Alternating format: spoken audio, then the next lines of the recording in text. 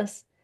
Um, I want to do more and I want to do them on my own. And so, like, this is one of those conversations where probably not going to do an intro with music, and we might not even have like an actual break for Joy on the Fives. But there's just so much I want to be getting out, and waiting every other week to have the slicker production um, doesn't serve me right now. So I just kind of want to do things a little more frequently or whenever I'm guided to do it. And so I have the Do it ability to do that. Yeah. more like informally in your own way. That's a good idea. Yeah. And that's good. You were practicing and now you are ready to jump in Yeah. all Yeah. the way. So this will be one of those. I'm going to edit it myself and see how it goes, you know? So I'll introduce the same way, but I just want to let you know it won't necessarily sound like our last podcast when you listen to it. So, okay. Welcome to The Real and the Woo. I'm your host, Lauri Stern, and I'm back with my wonderful friend, Ramaa Krishnan. And she and I decided to get together a little more informally this time around. So you probably won't hear any intro music. We might not even break for Joy on the Fives, even though I'm in total joy just being here with you now. But she and I were having a conversation about the state of the world, and knowing her like I do, and how helpful she is for me personally when I'm going through periods of fear and uncertainty. I thought having this conversation with you might help other people feeling the same. So thank you for coming on today, and let's go. Thank you. Thank you for having me. I'm so excited to have this conversation. Let's go. Yeah, let's help the people by helping ourselves. So, how are you feeling? It depends on the day. Yeah. Depends on the day. But on one hand, of course, like everybody else, I'm having this deep concern for what's happening. Hmm. But, and then I remind myself of what I always have shared and I deeply believe that whatever the situation we are in, whether it's the deeply personal or the collective, we chose to be here at this Hmm. time. Yeah. This is not an accident. You've heard me talk about this for years. Birth is not an accident. Nothing is an accident, whether we came in joyfully or we came in kicking and screaming. Yeah. One way or another, we are here because we said yes to this experience. So after those bouts of concern, I always go back to, okay, what can I do to shift my own energy? And because of the work I do, how can I make a difference in the world through what I am doing? So, yeah, so that's where I am on the, brink between that tight rope between fear and possibility. Hmm.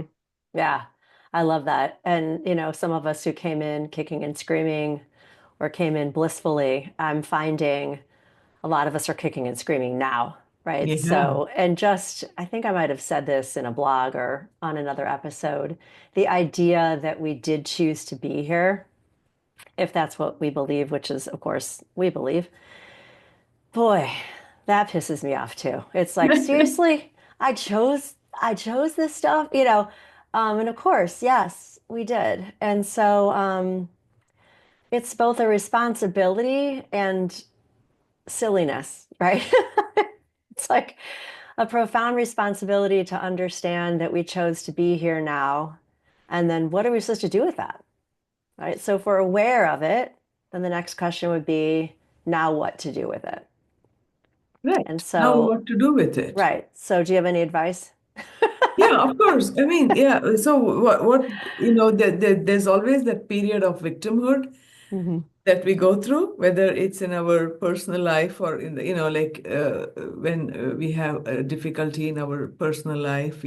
I know that for many years I was thinking I'd go back to India. I thought we came here for some time, and when we moved here, it was my understanding, my husband and I, that we would stay here for a few years and then return to India. So after those first few years were over, I was just itching to go back. I want to go back. I want to go back. And several years were spent in that resistance Mm. to being here, in the victimhood of how, miserable I was, all those stories I had told myself. And then slowly over a period of many years and many conversations with my husband, not necessarily all very nice and polite, somewhere like, We're human, you know. yeah, and coming to realize, no, this is it. I'm not going back to India. I'm going to have to live out my life here. And then to come into that place of, and if I tell myself, he made me do it, then I'm a victim. But if I decide, as I used to go to India, and I had someone there who was very talented in reading Akashic records. And he read my records and he said, this lifetime, it's going to be there. And you chose it that way. Mm, So then coming back and thinking, if I chose this, what's my most empowered way of dealing with this particular situation, right? So then I began to think about, okay, then I will bring to the world what I know. And that's how I created Full Bloom Lotus. And as they say, the rest is history. You see? mm, So moving to so the idea of I created this is really a very Eastern concept. And of course, later on, now you have Your Soul's Plan by Robert Schwartz, who is one of my favorite authors, and many others who have said, no, at a cellular level, we do plan this. This is mm. not an Eastern concept. They just got to it first. You Right. see, that we really do. So then the question comes, what do I need to do? So it might be, let me not listen to what everybody is saying. Let me gather the facts myself. Let me understand what's going on. Let me figure things out. And ask myself, where do I stand on issues? This is like really in reinventing your own wheel, Hmm. Chakra. Hmm. I think Yeah. that becomes our responsibility for each one of us to kind of I've got to do this on my own here. Yeah. Yes. Thank you. I woke up this morning, as I often do, with a vision, and the vision this morning was the kaleidoscope. The tube you look in, Yeah, and you twist it. Um, and I feel like, and I know there's so many of us who are looking through this beautiful kaleidoscope with all of the colors and able to see not just a myriad of angles, but like you're describing, reasons why we're here and that we chose to be here. And so that is quite comforting, as maddening as it can be at times. It is a comfort to know there's a plan. And then sometimes the lens in which we're viewing is so narrowly focused, we yeah, can't see the other colors. yeah. And then when you're meeting somebody on the street who's looking through their kaleidoscope with that narrow view, then it becomes really difficult to even try to have a conversation, even a moderate meeting of the minds. And I find myself stuck in so much anger this time around with this administration, thankfully working with you the first time around. And I still believe, people like our current president um, is here to show us the way of how we can be better than what we're being given or shown. But the word shown this time around seems to be so much more charged because of the way the media's been distorted, and or the way we get our information is being distorted or reduced. And so just what you said, like how, if we're meant to find our own path and discern for ourselves, the I guess the earthbound fear right now in this moment is, how do we even know the information available to us is accurate?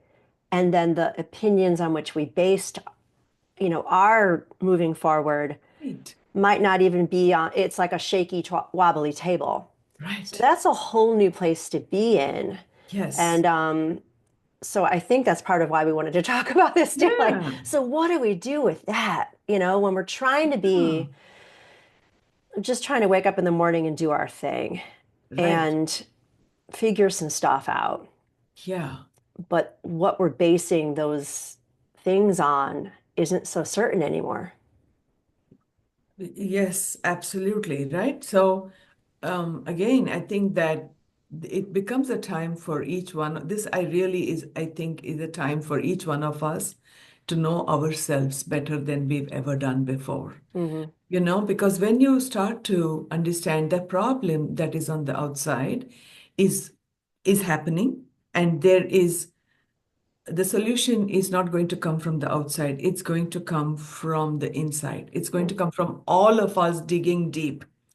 All of us, I was just thinking the other day, in one of my flights of fantasy, I was just thinking, wouldn't it be great if somebody who had tons of resources created a place where we could go to, like the Wikipedia, a Hmm. place that we could go to for facts. Someone who took the time to find out from the original resource that we could trust and Hmm. we could go to. And then I was thinking, who would create such a database? I don't know. Maybe we will, each one of us, look at one issue that bothers us and take the trouble of going down to search for the truth, even if we know that the truth may not be what we want to see. Hmm. We are Yeah, also afraid of what it might reveal. right. And I think this is the problem. We are all sticking to, news items we want to hear, opinions we like, because deep down there is a lot of fear in us. And unless we come to a place of tremendous courage within ourselves, the courage to look for answers, the courage to listen and face the truth, no matter where that takes us, Hmm. because these sources are thriving because of scaredy cats like us. Oh yeah. Um, yeah, 100%. And, just like what you said, like Wikipedia, like I assume it's accurate, but of course somebody made it. Who's that somebody? I don't know. Um, and and then I do other research and other. So the way I go at it is I talk to people like you. I read a variety of things. I listen to a variety of things. And then I know for me, and this is what you're touching on, and I'm so glad in terms of how we do this internal work and what I learned from you and what I encourage my clients to do is where does that information literally hit you inside your body? Does it feel, do you get a Bingo. warmth in your heart? Is it revved up in your head? Do you get wigged out? And the more we can learn our own body language, the Bingo. better off the barometer of truth for each of us becomes, right? But Yes. we have to know and get quiet enough to really pay attention. It's, like, what do you want to do when you want to lose 50 pounds? You hire a nutritionist and you keep a food journal, right? Yes. And if you really looked at what you're eating every day, then you get a picture. And in that same way, I guess what you're saying too is, or I'm saying it now, if we kept an information journal for just a couple of days, where are we getting that from and how does it feel in our body? Then we'd begin to build that dictionary pretty quickly to know, I don't know where I got this from, but I know how it feels for me. And therefore, it's my truth, right?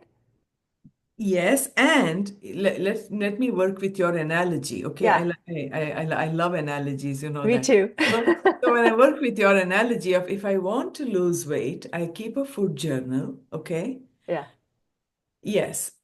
Then I also look at what are the triggers that make me eat? Yes. What emails, what messages, what spots on Instagram make me reach for the cookie jar? Hmm. So, in the same way, we all have to understand that when we get a bit of news that triggers us, okay?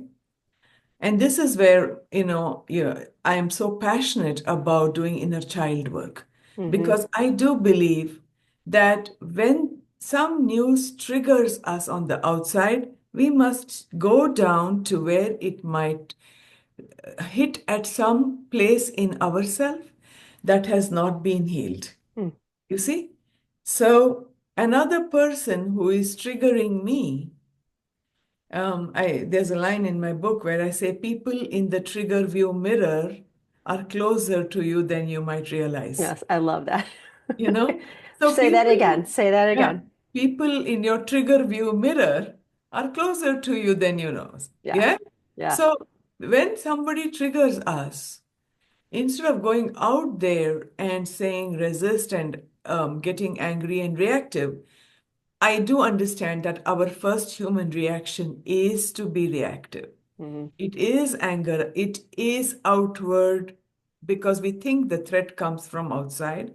It is, I'm not saying it's not. And our knee-jerk reaction is to go and strike somewhere in the outside. But giving ourselves time to recover and before we respond in the world outside, to ask ourselves, why am I so triggered by this? What in me is hurting from this?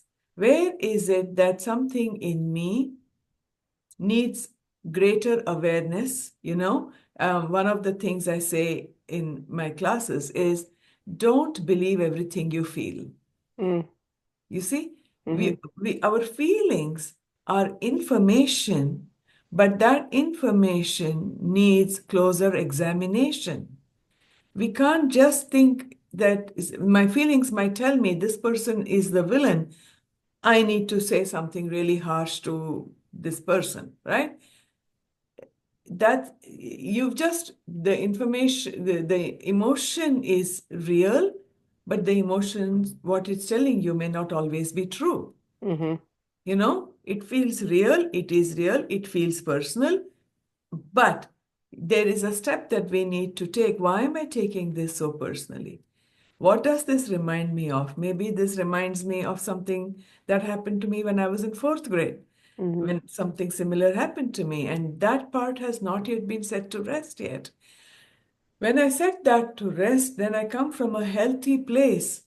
I'm not coming from my past unhealed trauma. I'm coming from a healthy place where I might then respond with awareness, with responsibility, and with intention. Hmm. Yeah, that's such a huge word. Okay, so we're agreeing on this, and I want to keep going down this path with you because when you said, I love the trigger view mirror, and I forgot that I read that. So when we go down that path of the trigger, let's just follow this thread for a moment.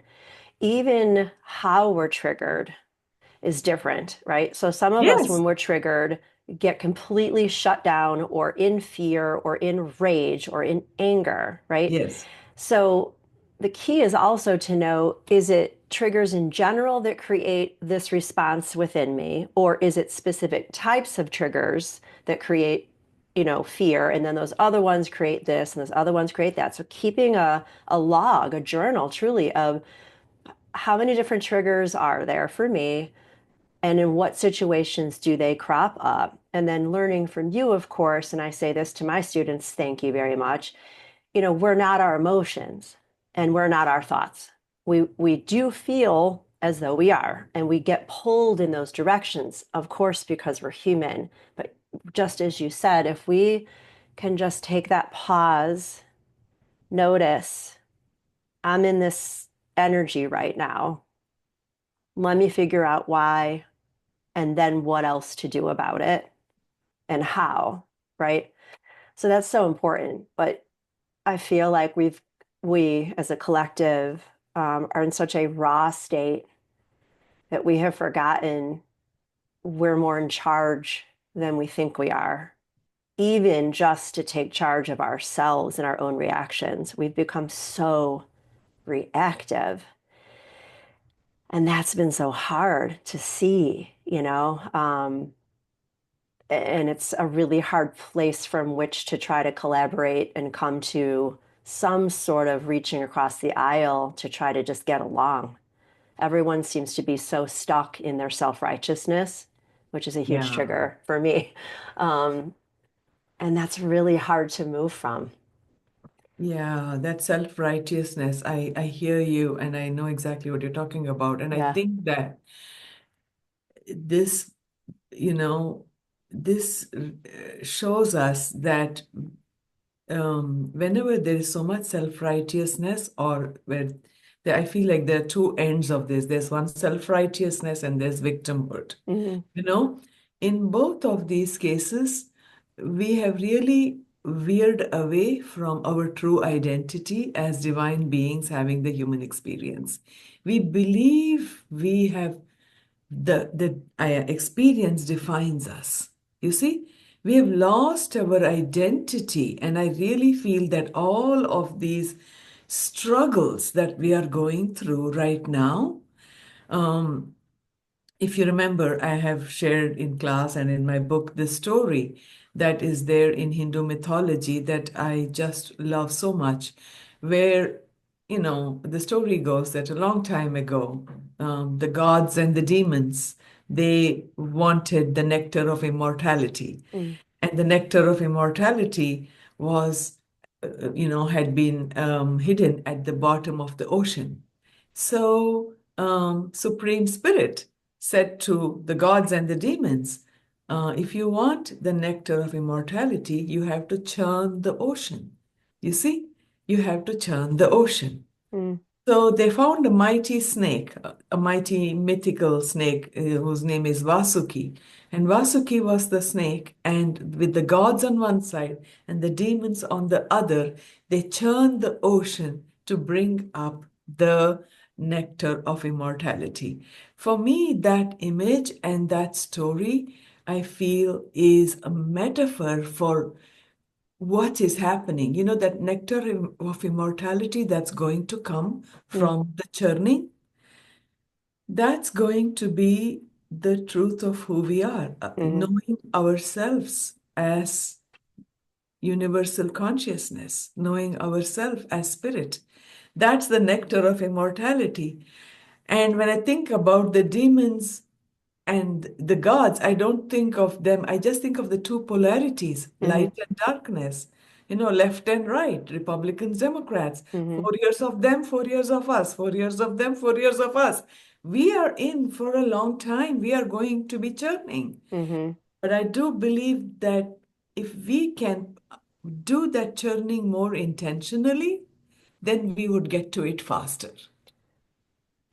This is incredible, and there's no accidents. I was just listening to a woman had become part of my ritual in the morning, Jeanette Biro, and she was saying how spirit is showing her that instead of the flipping of the coin, it's just what you're saying. Like in my mind, I was visualizing like just a straight tug of war between us and them, us and them, us and them.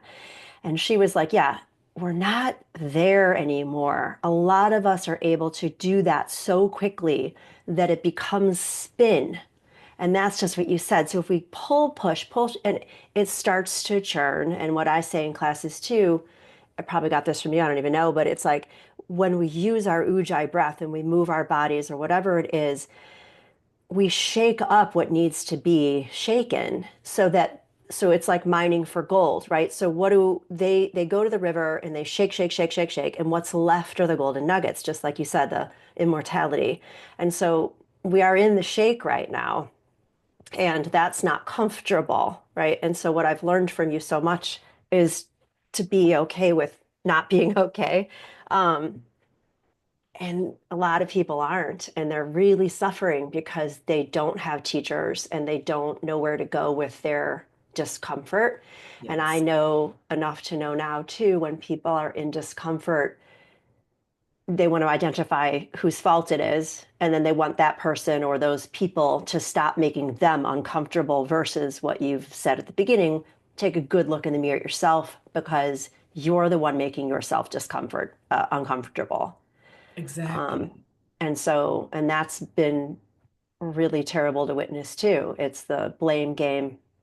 I feel bad, so I know I don't want to feel bad. So whose fault is it? And they need to stop doing that so I feel better. Right, so true, Yeah, so true. yeah. Yeah, and Pema Chodron in her books and her teachings, and so much respect for her wisdom. She talks about, how we are all, giving in to this wiring of pursue pleasure, avoid pain. Hmm. And she says, as long as you give in to this wiring of pursue pleasure, avoid pain, which is the human condition, as long as you give in to this, we are going to continue to contribute to the polarization on the planet. You see? So if I can be a little uncomfortable with, the discomfort of listening to what you say, even though your views may be very different from mine, Hmm. right? If I can cultivate in myself the courage, the resilience, the compassion, the steadfastness to stay the course and listen to an opposite opinion and respond to it thoughtfully, respectfully, kindly, somewhere I am going, taking the whole planet, I myself in this moment, because I do believe we are deeply connected to each other, and in my making that choice to stay the course of an uncomfortable conversation in a space of mutual respect, somewhere I have led all of humanity one step closer to ending the polarities. Hmm. And I feel that, the yogic practices, from the yogic tradition, which is all the breath work, the asana work, the meditation, the self awareness, all of these practices were really to enable us to cultivate that courage, that resilience, that capacity to tolerate the uncertainty Hmm. of the moment. You see, and when we don't practice that and we stay in that reactionary place of pursue pleasure, avoid pain, we are actually adding to the polarity. Right. We're actually reinforcing it. Hmm. Yeah. It wasn't really until this week that I um, got really stuck, and I'm still feeling that way. And I know part of it is, you can call it the full moon, I can call it the full moon, the eclipse is coming up. I do believe that energetically that does have an effect. I Oh, also yeah. have Oh, a yeah. trip coming up um, this weekend, and that's a whole other thing. And I think that's churning up some things. So I'm kind of just trying to sit with, what is this? Is this mine? Why is this here? But I found myself getting so angry this week to just, I'm just going to call a spade a spade. Okay. There's people that voted for this current president, and I'm friends with them because of Israel. And that was their only reason for voting for him. And then there's people who voted for this current president because all they care about is securing our borders. Okay. There's people that voted for this president for one reason, whatever that reason is, or a variety of them, just like people chose to vote for the other side for the same thing. And I just want people to stand up sometimes and say, yeah, you know what? I voted for him because of this one issue, but I'm real pissed off about all this other stuff. And I'm just fascinated by the lack of honesty in it's like your statement, throwing the baby out with the bathwater keeps coming up. It's like they voted for the baby and they don't like all the bathwater, but they're unwilling to throw out even just a couple buckets of it. And that's making me really mad. And I'm fascinated by my anger, wondering where that's from. And I think it's like a definitely an inner child, like, that's not Yeah. fair. That's not fair. Like, they're not being Yeah, that's honest. not fair. They're Yes. not being Yes. honest. And that's making me mad. Right. And so, no Yeah. matter why you voted for somebody, can't we just all say, I'm a little shocked that all this other stuff is going on? Unless, and I know there's plenty of people that believe wholeheartedly in the entire agenda, that's fine. But for those of us who don't believe wholeheartedly in the entire agenda, why can't we say, I don't agree? What's the harm in that? Yeah. And that's what I'm finding so frustrating. Yeah. But you know what, Laurie? it runs both ways. Just as we are saying about another, people who voted differently from us, how can you be blind to what's going on, Mhm. Um, in the same way, because I know someone, I mean, as you know, I see people privately too. And in one of my private sessions, I have someone who I'm very fond of, have tremendous respect for, have seen the growth over the years, who has voted the other way. And recently, in a conversation, the question that was asked of me was, I'm willing to say that, but are you willing to say this is there is this going on that actually is a good thing? Mhm. And I realized how difficult it was for me to acknowledge that something is working, Mhm. and how difficult it was for that person to acknowledge that the, as I said to this person, I said, the means do not just, the end does not justify the means, Mhm. you know?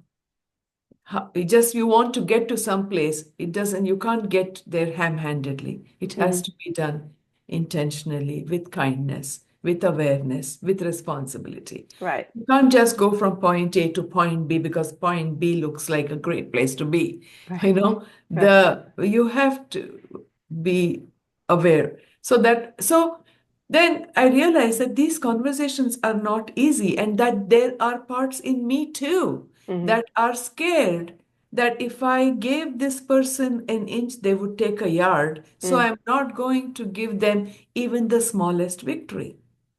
And that's what I find so difficult to witness right now Yeah. because people, at least the people that I know and respect, used to be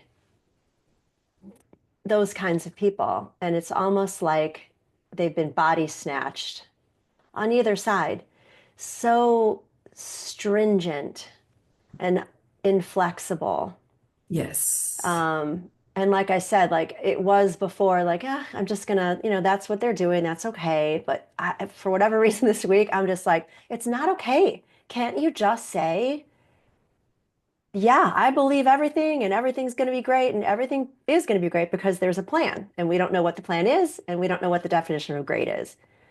But I feel like if we could just get back to a little bit more of a little bit of the give and take, then Yes. we'd be a lot better. And I'm Yes. hopeful that that's where we're moving to, that we've just like Yes. I learned from you, like, the polarities take us in either direction to the extreme. Yes. And little by little, hopefully we learn to find our balance. I Yeah. just, for whatever reason, I'm feeling so aware more than ever of the extremes in a really sad way. It's making me sad as it's Yeah, making me yeah, mad. it is Yeah. sad. And by the way, that sadness that you are feeling is real, and we need to be able to unpack it, understand it, and address it. You see, the sadness comes because ultimately, in a country, it's a country is like a larger family. Hmm. You see? And when there's a split in the family, there is sadness Mm. because there's a disconnect from members of the family. And when we allow ourselves to move from our head to our heart, and one of my teachers who has done a lot of work in this is Anodia Judith, and Mm. she always talks about moving from the love of power to the power of love, Hmm. you know and I think that that is the shift that we are being called to take, but we are so stuck in fear that we are not moving towards that. We are Hmm. holding on to our love of power because of being in the grip of fear ourselves, for which again you come back to, why is inner child work important? Yeah. Unless you heal. So, I don't know whether you listened to that recent podcast. I was listening to the podcast by Gavin Newsom. Mm. I am Gavin Newsom. It's a recent, he just came out with this podcast. Oh. Yeah. And he is in conversation with Mark Kirk, who's the leader of one of the leaders, young leaders of the MAGA movement. Mm. And they are in conversation.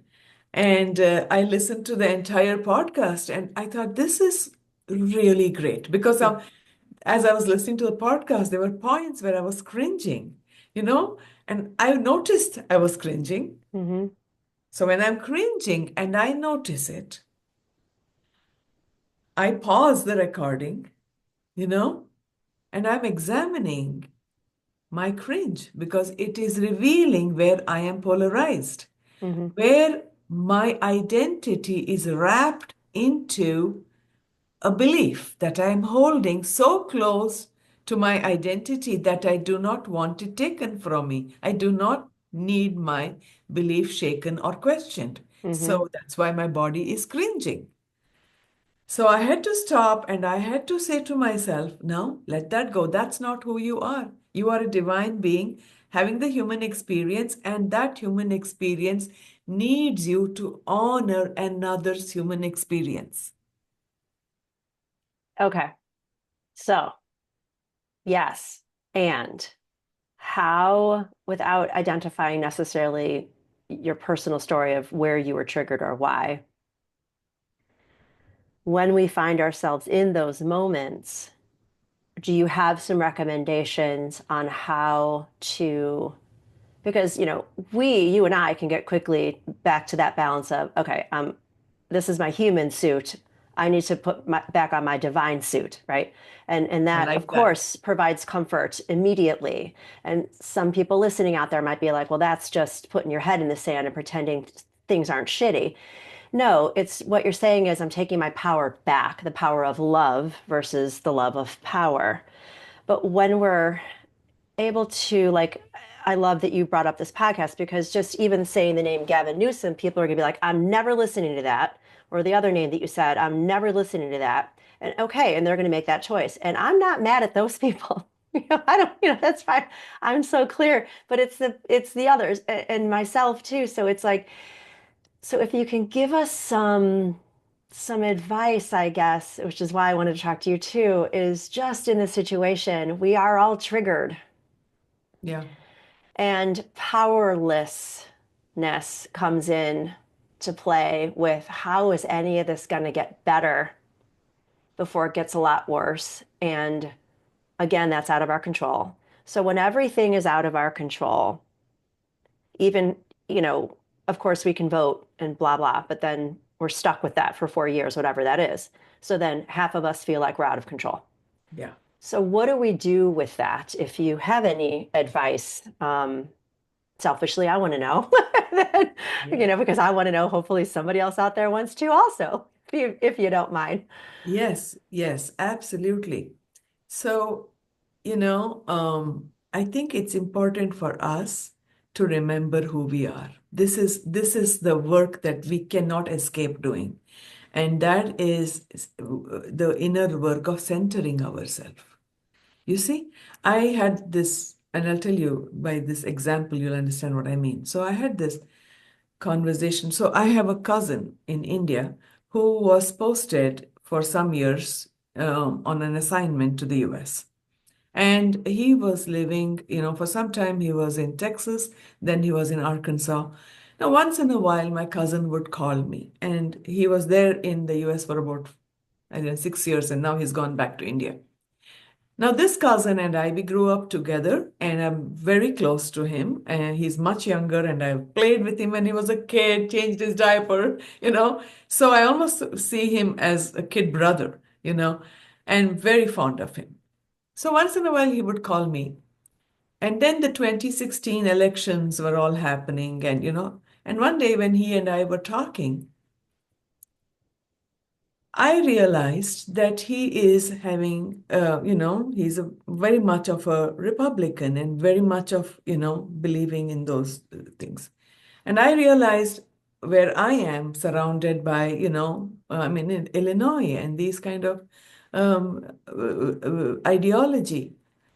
And there was a point in our conversation where it was very awkward because he said something and I didn't respond for a long pause. And then he said, "Oh, I forgot you are in Illinois." Mm-hmm. And he quickly changed the topic. Anyway, and then the conversation ended. But after I'd hung up from that conversation, I thought about it for a long time. I thought that's so interesting. Both of us don't are not born and raised here. You see, we were born and raised in India. My husband's work led me to Illinois. His projects led him to a Republican state. Mm-hmm. We have the opinions of, had I been there, I might have been that. Had Mm-hmm. he been here, he might have been this. Mm-hmm. And that really shifted how strongly polarized I was. I began to remember that there was a time when I was neither Republican nor Democrat. Mm-hmm. There was a time when I didn't know any of these American history, politics, right? Mm-hmm. There was a time when I was just this other person. And then destiny brought me here, Mm-hmm. and destiny brought him there, right? Remembering who I was before all of these things happened really helped me to understand that there are just two viewpoints, and so many of us aligned in a certain way because of the environment, the stories, the Right. experiences, the side of the coin that we are able to see. Right. Whether You see? it's, location, religion, Yes, gender, whatever it is, it's all right? conditioning. It's all It's external conditioning. conditioning. Right. So Yeah. that, so coming back to your question about what advice, I would say we all need to remember who we were before we were born on this planet. Well, yes. Right? We were not born Democrat or Republican. We were No. not born, you know, Male, this or female, that. whatever, We, I might we, have been a dragonfly before. exactly. You see, so we are that undivided consciousness that is being given these two choices. And I always say this, I say that beggars can't be choosers, and choosers cannot be beggars. Mm. Choosers will not be victims. Choosers. So when I remember my identity as the chooser, and I realize I am making this choice, another person is making this choice, but we are both ultimately choosers. Mhm. We are not defined by the choices. We are making a certain choice. If I was here, I'd probably make this choice. If I was born there, I'd probably make that other choice. But at the deepest level, we are just human beings. We are just people. And we Yeah. all want the same thing. We have Well, more in common. we hope we all want the same thing, which We do. is, We do want joy. survival and We do want our safety children. and How we get security. there, we might think is different. Yeah. You know? Yeah. And I think, just talking to you also, there will always be certain people who chose to be here, whether they recognize it or not, as appearing to be never moving off their lane, never moving out of their lane. And they're here to show us just what you said, that we do have a choice if we're aware of that, right? So it's like Tamas and Rajas and Sattva, right? So people who are just on the one level versus another, and they don't ever move. Okay, thank you, right? Right. And Yeah, yeah, and since you brought tamas, rajas, and sattva into the conversation, I our just want friends. to let's just lean into that wisdom that you Yeah. just brought about the three stages of evolution that the Gita talks about, right? Mhm. One is when you're choosing blindly. I don't know. I don't watch the news. I'll just vote Right. whatever everybody Because I says. live in Illinois or I live in Texas. I'm just going to Exactly. vote that way. Exactly. And just yeah, so that's Yeah. Or blindly. my parents told me to. Or my parents told me, right. Right. Then in Rajas, it's like, no, this is the stand, and I am taking this stand, and I am my choice. Hmm. We make it our identity, right? So Hmm. while it's a little better than than sleepwalking through life, we become militant. We become like, completely one with with our choice. With their And we identity, right? forget and we Yeah. judge. We judge people who are not making the same choice. And this is the place where hate and anger is born. Because of fear and self-righteousness and all the things that, like you said, no one's allowed to tell me who I'm not, right? Or who Yeah. I am. And yeah, so go on. So then the Yeah, third. then in the third one, and all of the teachings say that lasting solutions will come when we move from the second to the third stage. And in that third stage, we remember who we are, we remember who the other person is. And because we have mutual respect, we will sit and listen. We will collaborate. We will listen to different opinions. And we will, over a period of, I don't know, 100, 200 years, or hopefully less, Hmm. um, figure out a way to combine and work together. You know, Hmm. um, nobody gets everything, everybody gets something. Right. That kind of collaboration, negotiation that is possible only through mutual respect. And when we have that mutual respect and we are able to convey to each other um, what we hold dear to our hearts, then we are all going to work towards a common goal where how we get there also matters. Yeah. Well, in the recognition of looking at another being at a soul level. Um, Hello, my dog. Did you hear my dog just hi? Speaking of soul level, right? She wanted to add to the conversation. I'm here too, she said. We're all the same.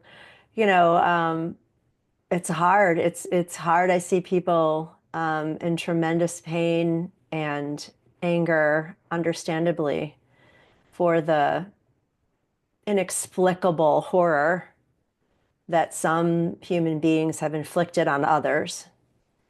And that's really hard, right? To not say, I agree, people are awful and that should never happen, because of course people are awful and that should never happen. And the hardest thing learning from you is to even recognize those monsters, whoever those monsters are, their souls also. And maybe their value is to show us how better we are than that. But I know that also puts us on a pedestal of some kind, which that's, so that we go down those, it's hard, right? To say, to label somebody else as evil means I'm putting myself in the not evil category, Yeah, which is no, not the point. The point yeah, is we're all humans, yeah, and the roles that we play are in this experience that we're sharing.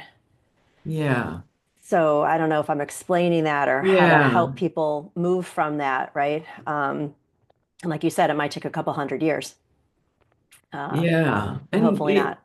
If you look at it from a very high perspective, these cycles have always happened in human history, and we as human beings like to think that we will come to a time when it will never happen. And so we are a little shocked when we say, oh my God, I never thought that we would ever go back. Why, But actually, history does repeat itself because um, personal history or external history will repeat itself because consciousness has not shifted.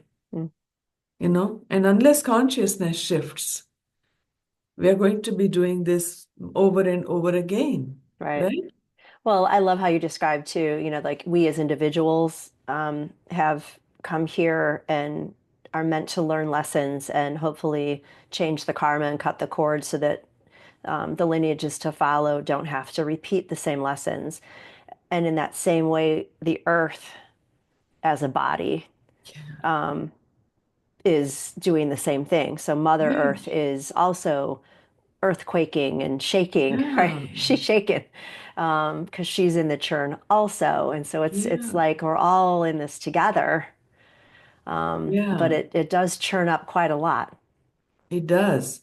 Yeah. It does churn up quite a lot. And I think that what we can do, you, I, all of us, can do, first of all, as I told you, this centering ourselves in who we truly are. And that's where meditation comes into play, reminding ourselves that this is an experience I signed up for.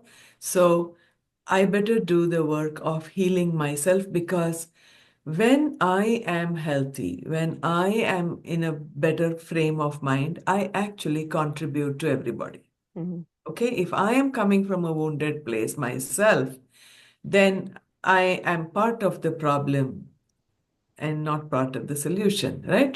So taking care of ourselves.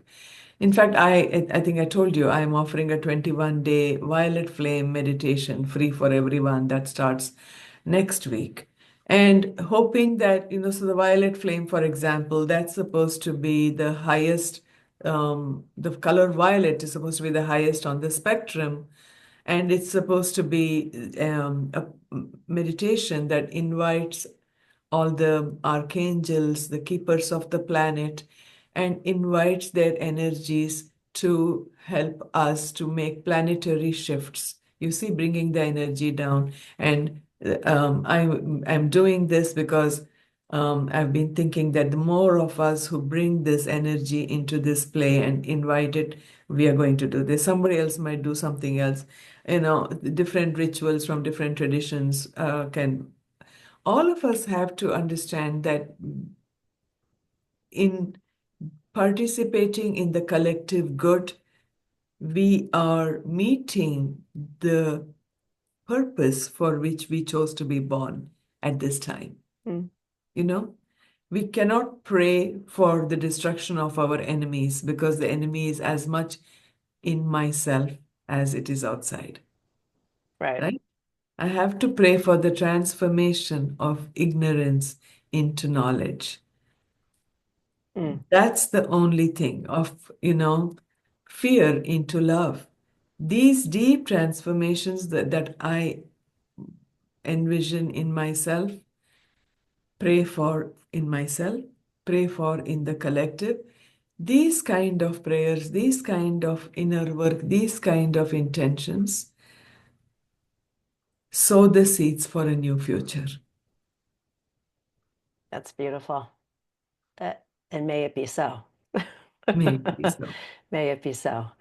I want to thank you for that. And I have one question about that because as you were saying that, and I write about this a lot, when we hear something familiar, it's easier to think about someone else first, like a love song. And when you were just saying that, I pray to change ignorance to knowledge. My first thought was, I pray that those other ignorant people find knowledge. And then I'm listening to it. It's like, no, no. And myself, I pray Interesting. myself and my ignorance finds knowledge, right? So my hope is that even if people start with, I pray for other people to heal, that is a better vibration than praying for no one to heal. That And is then the true. highest That is true. vibration when they practice that is to say, I pray for myself to heal so that others may, just by doing my work, Yes. right? Ultimately, it is, that movie Substance, right? Mm. Which recently was all of the, We Oscars haven't nominated. watched it yet, but I just saw something on the Today Show. The dogs are getting so triggered, speaking of the word triggered, by that show. Really? Or not Substance. I'm sorry.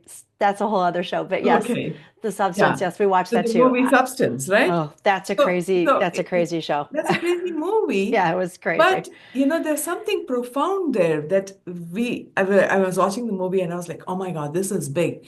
And when Yeah. he talks about, that you are just one, the younger version of you, the older version of you. Hmm.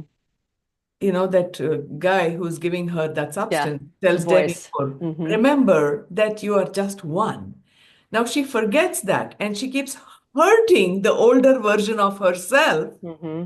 because it's ugly, but that ends up hurting her. Hmm.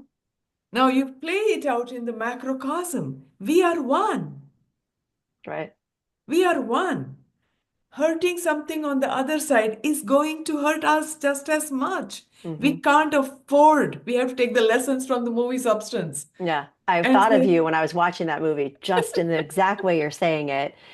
And the show Severance is what was coming to mind. There's, severance. I guess Yes, the elevator bell makes the dogs yes, go yes. crazy and other things. But yeah, substance is very profound in the way that you've taught me to Right? We are recognize just one. that exact thing. Like when we hurt ourselves, we hurt everyone. And when we pray for Hurt the them. destruction of others, we hurt everyone. Yeah, we are as affected Hmm. because we are not separate. We are, the concept in from Buddhism, which I so love, the concept of the interbeing. We are, because in Christianity, you look at yourself as a divine being, but in Buddhism, there's no question of divine being. They talk about interbeing, Mm, which means we are always, always connected. mm, We inter are. So you are in me, I am in you, right? Something, whatever I am feeling is coming from this pool that we are all in. So hmm. whatever I put into the pool is going to impact everyone in the pool, even if they're on the other side of the pool, Right. that, but we are in the same pool. Yeah. So we think peeing in a big pool isn't going to affect the person on the other side of the pool, but in fact, it's still going to get there. Right. So we want to avoid peeing in our own pool. Absolutely. Absolutely. Yeah. Ram, oh, thank you. Is there anything else when we thought about getting together that you wanted to cover today that you feel like would be really Um, super helpful to the Nothing. collective? I'm going to let you talk about your book again and the meditation coming up, but just in terms of, do you feel like we have any unfinished business right now? I do think that this is the no, not in terms. I think we've covered most everything. Okay. Of course, I'm sure, as always, I'll think of many things Well, we can afterwards. do this again. That's okay. But I do think that it is time for us to really practice the teachings, Yeah. really put them in. We may have studied it. Now the question is, and that's why, my classes or whatever, I am not focused on, how many books you're reading, what you're reading. No, it's time for us to get together, practice, practice. And Pema Chodron, in one of her books, she says, practice like your hair were on fire Mm-hmm. because the planet needs that kind of practice right now. So I completely echo the great master's teaching. We have Mm-hmm. to practice like our hair were on fire, practice being centered, practice compassion, practice in this moment, when you said, I saw myself thinking, I hope they get out of Mm-hmm. ignorance, and I immediately corrected myself. That's practicing the teaching, 100%. you Yeah. know, and we need to do that 100% of the time, you Yes. We know, need to include ourselves in the equation, and include right? others in the equation. We are one. Exactly. I mean, but what I'm saying is we often don't include ourselves in those equations, and it has to start with ourselves. And so, in that way, you wrote a fantastic book, and I'd like you to tell everybody, remind everybody what it's called, and that you can buy it on Amazon and on your website. Not on my website. It's yeah, Oh, through the Amazon. Yes, okay. the book is called The Yoga of Self-Love, and it's really the inner work of discovering where there might be a split inside of us, a chasm between us and our inner child, our human self, and doing the work of coming to wholeness within us, healing the past, accepting ourselves just the way we are, and making ourselves, bringing ourselves to wholeness so that we can interact with life and face the situations in our life from a place of health and wholeness instead of from a place of reactive woundedness. So that's the book. Thank you for giving me an opportunity to speak about it. Of And course. on March 19th, we are starting a 21-day violet flame meditation. Anyone who wants to can just go to the website and sign up, and we'll send them the link. And we will be doing these meditations to invoke the violet flame and the power of angels to bring about deep transformation in ourselves and through us, the world. Amen. Amen. And the meditation, when they sign up, it's live and It's not live, it's in recorded. the morning. It's not recorded. Okay. Just come in when you come in. Every morning, 8:30, we will have the meditation, and it will just be for about 15 to 20 minutes, 25 minutes. Okay. And we will reinforce it because I strongly believe in the power of 21-day regimens, to kind of materialize, embody an intention.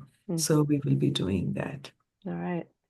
And in terms of helping people figure out themselves, you can find either one of us. Were it not for this wonderful, amazing human in front of me, I wouldn't do what I am doing. So I always honor and thank you so much That's for very all the ways kind. you've taught me. And I know you've told me to go fly now and do it my way, which I am, right? So you can find me at customdesignwellness.com, find Rama at fullbloomlotus.com, and I'll put everything in the show notes. And together, all of us, we will rise. So thank Absolutely. you. Thank Thank you, you. my friend. Thank you for the opportunity. This was such a good conversation. Oh, amazing.